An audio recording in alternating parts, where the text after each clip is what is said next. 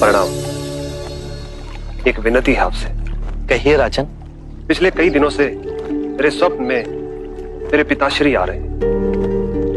मैंने ब्राह्मणों से भी इसका अर्थ पूछा तो उनका कहना था कि तुम्हारे पिताश्री को शांति नहीं मिली, उनके लिए पूजा करनी हो, यज्ञ संपन्न करना होगा। आप तो परम ज्ञान का स्वरूप है, तो विनती है आपसे कि पूजा विधि आप ही के हाथों से हो, जो मेरे पिताश्री तक पहुंचे, उन्हें मुक्ति मिले, जीवन मरण के इस चक्र से वो मोक्ष पाले।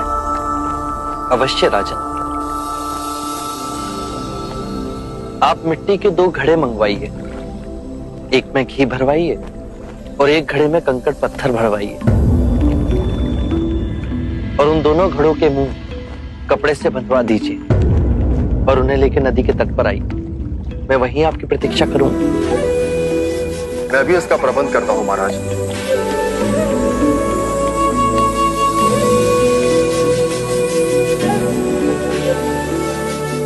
महाराज, अब आप इन दोनों घड़ों को पानी में डाल दीजिए।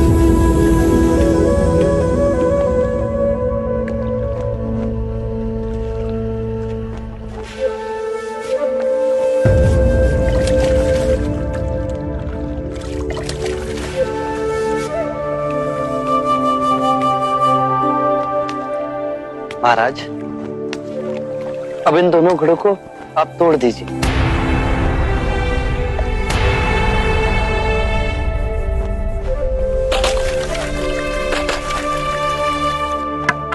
महाराज, अब आप ध्यान से देखिए कि ऊपर उठ पानी पर तैरने लगा।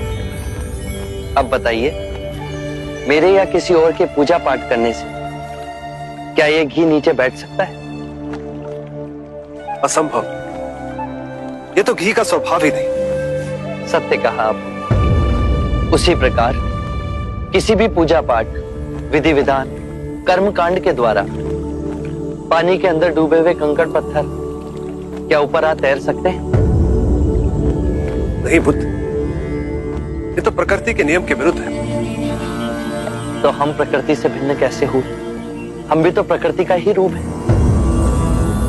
सत्य कहा बुद्ध। एक सत्य ये भी है राजन, यदि हमारे पूर्वजों ने अपने जीवन काल में कंकड़ पत्थर बोए हैं, दुष्कर्म किए हैं, तो वो स्वाभाविक ही कंकड़ पत्थर की तरह नीचे बैठ जाएंगे।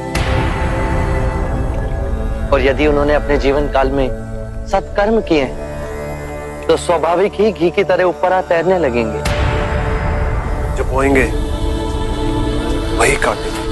परंतु इस शरीर रूपी जीवन काल में ही नहीं, अपितु इस शरीर रूपी जीवन काल के पश्चात वाली यात्रा में भी हम जैसे कर्म करेंगे वैसा ही फल मिलेगा।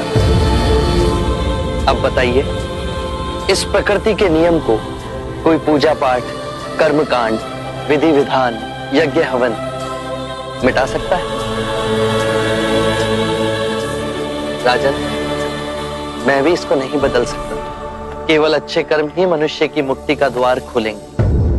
ये कैसी तलवार है आपके हाथ में, जो एक क्षण में सारे झूठ काट केवल ज्ञान को प्रकाशित करती है। ना जाने कितने जन्मों और भटकता में यदि आपकी कृपा ना होती, इस एक क्षण में आपने अपनी अदृश्य तलवार से मेरे अहंकार का सर भी काट दिया।